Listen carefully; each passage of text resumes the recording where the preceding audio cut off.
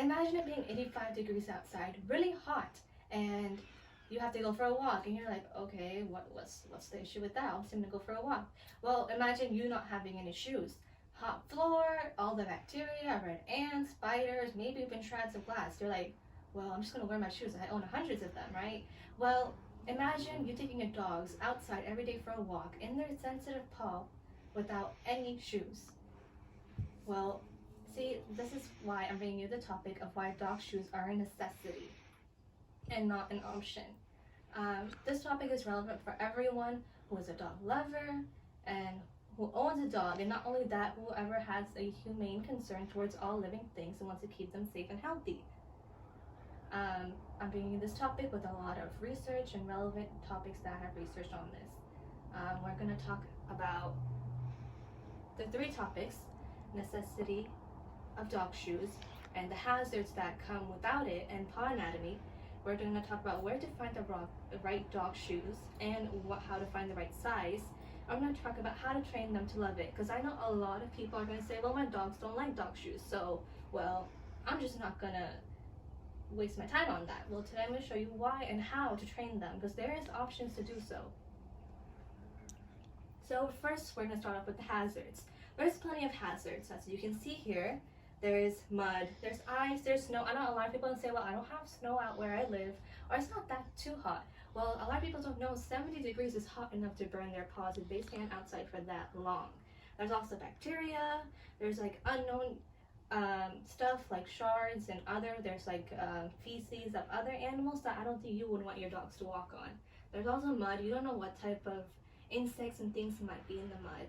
And there's red ants and spiders, all kinds of things, and that's why you need dog shoes for your dogs. So I'm going to start with paw anatomy now. So paw anatomy, as you can see, this is a dog's paw. There's the claws, there's the different pads. So the fronts are the digital pads, and the back ones are the metacarpal pad and the carpal pad. Now, not all dogs come with dew claw, but those do help with like digging and stuff. And the pads are the most sensitive part of their paws, because if those get cut, then it will hurt a lot, and you'll obviously see them limping. So now we're gonna talk about where to get the dog shoes. So I'm gonna show you, like, those are the three like really good brands for shoes. As you can see right there, there's the all-weather Mutlug, there's the Rufford Grip Treks, and the Heather's Urban Walkers. Now you're like, well, those are so fancy and they could be so expensive. Well, there's also Amazon and Walmart. Obviously, the prices range to what you can afford. There's like $10 ones to like $30 ones. You obviously just have to find the right price and the right fit for your dog.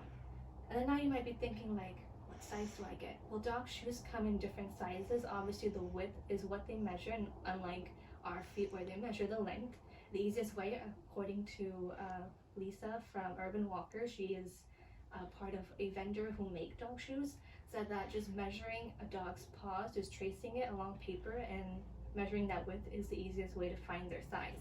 Obviously, if they don't have the size, you will have to round up and not round down, because you don't want them to be too tight, but you don't want them to be too loose. So the exact size matters. Now, we're going to talk about how to train your dogs to love them, because like I said, a lot of people are going to be like, well, my dogs just don't like them, and I'm just not going to waste my time on that. Well, that can't be an option. There's other things you can do, as you can see. First of all, positive reinforcement. Don't force them on them. Don't yell at them. Have patience. Another thing is, let them know the shoes before you forcefully put it on them. You know, let them sniff it, let them know that, hey, this is something that is for you, just like leashes. It's obviously not all dogs love leashes either. So yeah, it's positive reinforcement. So the topics we went over was necessity and paw anatomy. We also talked about the hazards to going outside without shoes for dogs. We talked about where to find the right dog shoe size, and we also talked about basically what brands to use as well. You know, Walmart, Amazon is always an option. You always order things on Amazon. Find dog shoes as well. And then how to train them to love it. Because I know a lot of people, like I said, I cannot stress it enough. I'm like, well, dog shoes, my dogs don't like them. You can train them to love them. You just gotta put the patience and the time in.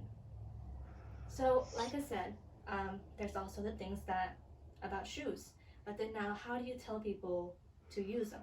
You just have to educate people. Like I educate a lot of my audience on dog shoes. You're gonna have to let dog owners know. Like you see a dog owner walking their dogs outside, but like, hey, like, I know that dog shoes might be a lot, but just like letting them know about it will help them be educated. Like, okay, yeah, maybe I'll try it. You know, help them like put positive reinforcement, help them dogs get used to shoes, just like they got used to everything else. Babies also don't know how to wear hats, bows, and shoes. You teach your babies to wear it. They don't just come like, yeah, I'm gonna wear this. No, they just kick it off. That's how you gotta tell a dog. Raise awareness about making dog shoes a policy, just like leashes were. First, dog owners used to walk their dogs without leashes. Pretty unsafe for people around them and the dogs itself. Just like that, shoes will keep dogs safe and help people raise awareness about not throwing things on the floor and just the bacteria itself on the pavement because it's public property. So yeah, educating people on this topic will help. Thank you for listening.